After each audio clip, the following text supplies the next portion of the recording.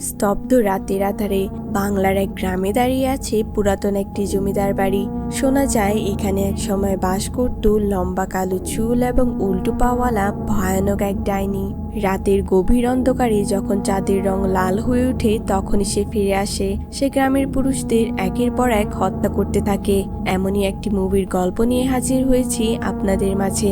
সালটা 1881। আমরা বুলবুল নামের একটি ছোট মেয়েকে দেখতে পাই, যার বিয়ে পাশের গ্রামের জমিদার ইন্দ্রনীল ঠাকুরের সাথে হচ্ছিল। ইন্দ্রনীলের মাহেন্দ্র ও সাত্তিয়া নামের দুই ভাই ছিল, যার মধ্যে মাহেন্দ্র মানসিকভাবে অসুস্থ ছিল। খুব জাঁকজমকভাবে বুলবুলের বিয়ে সম্পূর্ণ হয় এবং আদঘুম অবস্থায় তাকে পালকিতে তুলে দেওয়া হয়। মাঝপথে বুলবুলের ঘুম ভেঙে যায় এবং সে তার পিসিকে খুঁজতে থাকে। সে পালকিতে আমরা সাত্তিয়া এবং মাহেন্দ্রের স্ত্রী বিনোদিনীকেও দেখতে পাই। সাত্তিয়া তখন বুলবুলকে একটি ডাইনির গল্প শোনায়। সে বলে এটা অনেক বছর আগের কথা, যখন একটি ডাইনি ছিল।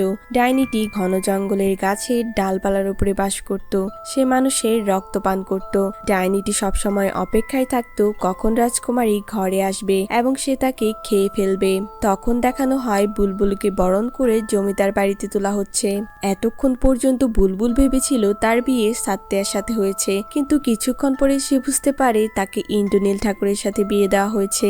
বুলবুল তখন এতটাই ছোট ছিল যে সে দেবর এবং বরের মধ্যে পার্থক্য বুঝতো না, তাই সে সাত্তিয়াকেই বেশি পছন্দ করত। বুলবুল এবং সাত্তিয়া সবসময় একসাথে খেলাধুলা করত। সাত্তিয়া তাকে ভূতের গল্প শোনাতো। এখান থেকে সিন শিফট হয়। আমাদের 20 বছর পরের কাহিনী দেখানো হয়, যেখানে সাত্তিয়া লন্ডন থেকে আইন পাশ করে তার বাড়িতে ফিরে আসছিল। সেই দিন আকাশে লাল চাঁদ উঠেছিল। ঘন জঙ্গলের রাস্তায় হঠাৎ তার ঘোড়ার গাড়িটি থেমে যায়, কারণ রাস্তা আটকে পড়ে আছে একটি বিশাল গাছ। গাড়ির চালক যখন গাছটি সরাতে যায় তখন সাত্তিয়ার সামনে একটি মেয়ে আকৃতির কিছু উল্টো হয়ে ঝুলে পড়ে। সাত্তিয়া যখন চোখ খুলে সে কাউকেই দেখতে পায় না। পরে সাত্তিয়া ভালোভাবে জমিদার বাড়িতে পৌঁছে যায়। পরদিন সকালে সে তার ভাবি বুলবুলের সাথে দেখা করে। বুলবুল আর আগের মতো ছিল না, তাকে দেখতে খুবই সুন্দরী এবং রহস্যময়ী লাগছিল। তখন হাবেলিতে ইন্দ্রনীলের কোনো খবর ছিল না, আর মাহেন্দ্র 3 বছর আগেই মারা গেছে। তখন আমরা সেখানে সেই ঘোড়ার গাড়ির চালকটিকে দেখতে পাই, যে কিনা তার প্রথম স্ত্রীকে রেখে দ্বিতীয় বিয়ে করেছিল। তাই বুলবুল তাকে বলে, তোমার এই কাজটি করা উচিত হয়নি, আর তুমি যদি তোমার প্রথম স্ত্রীকে কোনোভাবে অমর্যাদা করো তাহলে আমি তোমাকে শাস্তি দেব। এরপর আমরা সাত্তিয়া ও বুলবুলের কথার মাধ্যমে বুঝতে পারি সাত্তিয়া 5 বছর আগেই পড়াশোনার জন্য লন্ডন চলে গিয়েছিল। এর মধ্যে সে একবারও ফিরে আসেনি এবং বুলবুলকে কোনো চিঠিও লেখেনি। এরপর বুলবুল সাত্তিয়াকে তার ভাবি বিনোদিনীর সাথে দেখা করতে নিয়ে যায়। বিনোদিনী এখন একটি বিধবাশ্রমে থাকে। সে সাত্তিয়াকে বলে তার স্বামী মাহেন্দ্রকে কোনো ডাইনি মেরেছে, কারণ মাহেন্দ্রের মৃত্যুর দিন সে তার রুমে রক্তাক্ত উল্টো পায়ের ছাপ দেখেছে। কিন্তু সাত্তিয়া ডাইনির ব্যাপারটি বিশ্বাস করে না। সে বলে এটা নিশ্চয়ই কোনো আদমখোর বাঘের কাজ। সেই দিন রাতে সাত্তিয়া কিছু লোকজনের সাথে জঙ্গলে শিকারের উদ্দেশ্যে বের হয়। যাওয়ার আগে সে বুলবুলের সাথে দেখা করতে আসে, যেখানে সে বুলবুলকে ডাক্তার সুদীপ নামের একজনের সাথে দেখে। সেই সময়টাতে মেয়েরা বিনা পর্দায় পুরুষের সামনে যেত না, তাই বুলবুলকে এভাবে অন্য একজনের সাথে দেখে বিষয়টি সাত্তিয়ার ভালো লাগে না। বুলবুল ও সুদীপ তাদের গ্রামের মাস্টার দিনকরের ব্যাপারে কথা বলছিল, যে কিনা তার স্ত্রীর উপর অনেক অত্যাচার করত, কিন্তু তার স্ত্রী কখনো প্রতিবাদ করত না। তারপর সাত্তিয়া শিকারে বের হয়, যেখানে তার সাথে মাস্টার দিনকর ছিল। সে হাঁটতে হাঁটতে সবার পেছনে পড়ে যায়। তখনই মাস্টার সেখানে একটি নারী আকৃতির অবয়ব দেখতে পায়। পরক্ষণে এই অবয়বটি তার উপর আক্রমণ করে এবং তার পা ধরে টেনে জঙ্গলের আরো গভীরে নিয়ে যায়। মাস্টারের চিৎকার শুনে সুদীপ ও সাত্তিয়া তাকে খুঁজতে থাকে। সুদীপ মাস্টারের শব্দ অনুসরণ করে একটি ভাঙা বাড়ির কাছে এসে পৌঁছায়, যেখানে সে ওই নারী অবয়বকে দেখে, কিন্তু বাড়ির ভিতরে ঢুকার পর সে আর কাউকেই খুঁজে পায় না। তখনই সেখানে সাত্তিয়া এসে হাজির হয়। সে সুদীপকে সেখানে দেখে কিছুটা অবাক হয়। পরক্ষণেই তারা একটি গাছের সাথে ঝুলন্ত অবস্থায় মাস্টার দিনকরের মৃতদেহ খুঁজে পায়। সাত্তিয়ার মনে হতে থাকে এই খুনটি কোনো মানুষ করেছে, তাই সে সুদীপকে জিজ্ঞাসা করে তার বাড়ি যেহেতু জঙ্গলের কাছেই, তাই সে কাউকে দেখেছে কিনা। উত্তরে সুদীপ বলে সে কাউকে দেখেনি। পরদিন সাত্তিয়া বিনোদিনীকে আশ্রম থেকে জমিদার বাড়িতে নিয়ে আসে। তখন বিনোদিনী ও বুলবুলের কথার মাধ্যমে বুঝতে পারি তাদের মধ্যে সম্পর্ক খুব বেশি একটা ভালো না। ঘটনা ফ্ল্যাশব্যাকে যায়, যেখানে আমরা বিনোদিনীকে দেখতে পাই। সে সবসময় বুলবুলকে হিংসা করত এবং তাকে খাটো করে কথা বলতো, কারণ বুলবুল ছিল এই বাড়ির বড় বউ, আর বয়স বয়সে বড় হওয়া সত্ত্বেও বিনোদিনী ছিল ছোট বউ। সে বুলবুল এবং সাত্যার মেলামেশাও সহ্য করতে পারত না। সিন আবার প্রেজেন্টে চলে আসে। সাত্যা সেই ভাঙা বাড়িটিতে যায় এবং সেখানে একটি রক্তাক্ত হাতের ছাপ খুঁজে পায়। সাত্যা তখন শিওর হয়ে যায় খুনি কোনো মানুষই হবে। তার সন্দেহ হয় ডাক্তার সুদীপের ওপর। তখন সে পুলিশকে জানায় গ্রামে একের পর এক খুন হয়ে যাচ্ছে, পুলিশ এখনো খুনিকে বের করতে পারেনি। তাই সাত্যা নিজেই কেসটির ইনভেস্টিগেশন করবে।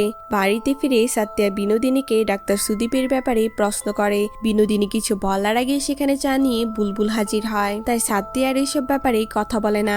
সাত্যা চলে যাওয়ার পর বুলবুল বিনোদিনীকে কিছু কথা বলে, যার মাধ্যমে আমরা বুঝতে পারি বিনোদিনীর জন্যই ইন্দ্রনীল সাত্যাকে 5 বছর আগে লন্ডন পাঠিয়েছিল।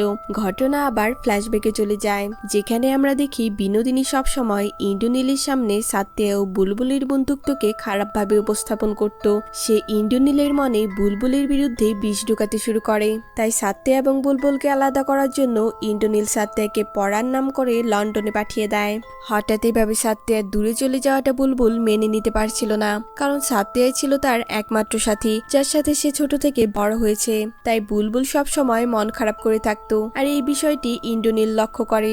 অন্যদিকে আমরা বিনোদিনী ও ইন্দ্রনীলকে ঘনিষ্ঠ অবস্থায় দেখতে পাই, অর্থাৎ অনেক আগে থেকেই তাদের মধ্যে অনৈতিক সম্পর্ক ছিল। বিনোদিনী তখনও বুলবুলের নামে ইন্দ্রনীলের কান ভরছিল। এসব শুনে ইন্দ্রনীল প্রচন্ড রেগে যায় এবং বুলবুলের ঘরটির দিকে আসতে থাকে। সে ফায়ার প্লেসে কিছু জ্বলতে দেখে। সেখানে ইন্দ্রনীল একটি কাগজে সাত্যা ও বুলবুলের নাম দেখতে পায়, যার জন্য তার সন্দেহ আরো বেড়ে যায়। ইন্দ্রনীল একটি লম্বা লোহার রড নিয়ে বুলবুলকে খুঁজতে থাকে। বুলবুল তখন বাথটবে স্নান করছিল। তখন ইন্দ্রনীল তার পায়ে নির্মমভাবে মারতে থাকে। পরদিন সকালে ডাক্তার সুদীপকে নিয়ে আসা হয়। সে বুলবুলের এমন অবস্থার কারণ ইন্দ্রনীলকে জিজ্ঞাসা করলে সে জানায় সিঁড়ি থেকে পড়ে গিয়ে বুলবুল আঘাত পেয়েছে। কিন্তু ডক্টর সুদীপ বুঝতে পারে বুলবুলের এই আঘাত সিঁড়ি থেকে পড়ার জন্য হয়নি, আর সেই দিনই ইন্দ্রনীল জমিদার বাড়ি থেকে চলে যায়। ঘটনা আবার প্রেজেন্টে আসে। সাত্যার কাছে খবর আসে গ্রামে আবারও খুন হয়েছে, যার সাক্ষী একটি বাচ্চা মেয়ে। মেয়েটি বলেছে এই খুন কালিমা করেছে। সাত্যা আরো জানতে পারে মেয়েটি এখন ট্রমাতে রয়েছে, যা চিকিৎসা ডাক্তার সুদীপ করছে। সাত্যার সন্দেহ আরো গাঢ় হয়, কারণ সব খুনের সাথে সুদীপের কোনো না কোনো সংযোগ রয়েছে। রাতে বুলবুল সাত্যার কাছে আসে। তখন সাত্যা তাকে সুদীপের থেকে দূরে থাকতে বলে, কারণ তার মনে হয় এতদিন কেউ না থাকায় সুদীপ বুলবুলের ফায়দা নিয়েছে। সে আরো বলে যেহেতু তার দাদা ইন্দ্রনীল বুলবুলকে মেনে নিচ্ছে না, তাই তার বাবার বাড়িতে ফিরে যাওয়া উচিত। এই কথা শুনে বিনোদিনী বলে তোমরা সব পুরুষেরাই এক। ঘটনা আবার ফ্ল্যাশব্যাকে যায়। বুলবুল বিছানায় শুয়েছিল, তার পায়ের অবস্থা ভালো ছিল না। তখন সেখানে মাহেন্দ্র আসে। তার নজর শুরু থেকেই বুলবুলের উপরে ছিল। আশেপাশে কেউ না থাকায় সে হঠাৎই বুলবুলের ওপর ঝাঁপিয়ে পড়ে। বুলবুল যন্ত্রণায় চিৎকার করতে থাকে, কিন্তু কেউ তার শব্দ শুনে না। এক পর্যায়ে মনে হচ্ছিল বুলবুল হয়তো মারা গেছে, কারণ সে শ্বাস নিচ্ছিল না। এটা দেখে মাহেন্দ্র ভয় পেয়ে যায় এবং নিজের ঘরের দিকে দৌড়াতে থাকে। তখন আমরা দেখতে পাই আকাশের চাঁদটি আস্তে আস্তে লাল বর্ণ ধারণ করেছে। হঠাৎই বুলবুলের হুঁশ ফিরে আসে। সে প্রচন্ড জোরে চিৎকার দিয়ে ওঠে। এইদিকে বিনোদিনী মাহেন্দ্রকে দেখে বুঝতে পারে মাহেন্দ্র কোনো খারাপ কাজ করেছে। কিছুক্ষণ পর সে বুলবুলের কাছে যায় এবং তাকে পরিষ্কার করতে থাকে। বিনোদিনী তখন নিজে নিজেই বলতে থাকে ঠাকুর পরিবারে বিয়ে হয়েছে তো এত কান্নাকাটি কেন? ছেলেটা মানসিক ভারসাম্যহীন, তাতে কি? ঠাকুর পরিবার তো গয়না সম্মান সবকিছু পাবে, যেটা মাহেন্দ্রর থেকে পাবে না সেটা ইন্দ্রনীলের থেকে পাবে। বিনোদিনী মূলত এইসব কথা এই জন্যই বলছিল কারণ তাকে অতীতে এভাবে বোঝানো হয়েছে, তাই সে বুলবুলকে ওইসব বলে বোঝাতে থাকে। বুলবুল কোনো কথা বলে না, সে বিনোদিনীর দিকে শুধু তাকিয়ে থাকে। বুলবুলকে দেখে মনে হচ্ছিল এটা সে আগের বুলবুল নয়। বিনোদিনী চলে যাওয়ার সময় আবারও শান্ত গলায় বলে বড় হাবেলিতে বড় রহস্য থাকে। তখনই সেখানে সুদীপ আসে। সুদীপ বুঝতে পারে বুলবুলকে ধর্ষণ করা হয়েছে, কিন্তু বুলবুল তাকে সত্যটা বলে না। এরপর ঘটনা বর্তমানে আসে। আমরা ঘোড়ার গাড়ি চালকের ছেলেকে দেখতে পাই। সে বুলবুলের কাছে এসেছে এবং বলছে তার ছোট মায়ের চক্রান্তে তার বাবা তার মাকে ঘর থেকে বের করে দিয়েছে, আর এই লজ্জায় তার মা আত্মহত্যা করেছে। অন্যদিকে সাত্যা ডাক্তার সুদীপকে গান পয়েন্টে রাখে। সে সুদীপকে নিয়ে পুলিশ স্টেশনের উদ্দেশ্যে বের হয়, কারণ সাত্যা এবার তাকে পুলিশে দেবে। রাস্তায় সে সুদীপকে বলে আমি তোমার কথা বিশ্বাস করে নেব যে তুমি এসব খুন করনি, যদি তোমাদের সেই ডাইনি আমার সামনে এসে দাঁড়ায়। ঠিক সেই সময় হঠাৎই তাদের গাড়িটি থেমে যায়। সাতিয়া বাহিরে এসে দেখে সেই গাড়ি চালক মারা গেছে এবং তার সামনেই দাঁড়িয়ে আছে সেই নারী আকৃতি। সাতিয়া কোনো কিছু না ভেবেই সেই নারী আকৃতিকে গুলি করতে থাকে। তখন নারী আকৃতিটা সেখান থেকে গায়েব হয়ে যায়। সাতিয়া তার পেছন পেছন দৌড়ায়। সুদীপ যখন গাড়ি থেকে নামে সে গাছের ওপরে উল্টো পায়ের একটা মেয়েকে দেখতে পায় যার শরীরে গুলি লেগেছে। মেয়েটা আর কেউ না, বুলবুল ছিল। অর্থাৎ বুলবুলি এই খুনগুলো করছিল। আসলে সেই দিন রাতে বুলবুল যখন প্রায় মারাই গিয়েছিল তখনই তার মধ্যে এই অশরীরী শক্তি ঢোকে। এইদিকে সাতিয়া তখন সুদীপের কাছে এসে বলে সে ওই ডাইনিকে দেখেছে। সুদীপ তখন পুনরায় গাছের দিকে তাকায়। ততক্ষণে বুলবুল সেখান থেকে চলে গেছে। সাতিয়া তখন তার হাতের মশাল দিয়ে পুরো জঙ্গলে আগুন লাগাতে থাকে। সুদীপ অনেক চেষ্টা করে তাকে বুলবুলের কথা বলতে, কিন্তু সাতিয়া কোনো কথাই শোনে না। বুলবুল তখন এক গাছ থেকে অন্য গাছে লাফিয়ে প্রাণপণে বাঁচার চেষ্টা করছে, কিন্তু আগুন তার চারপাশকে ঘিরে ফেলেছে। এখানে আমরা একটি ছোট ফ্ল্যাশব্যাক দেখি, যেখানে দেখানো হয় বুলবুল এতদিন পর্যন্ত যাদের খুন করেছে তারা সবাই নারীদের নির্মমভাবে অত্যাচার করেছে। বুলবুল সর্বপ্রথম মাহেন্দ্রকে হত্যা করে।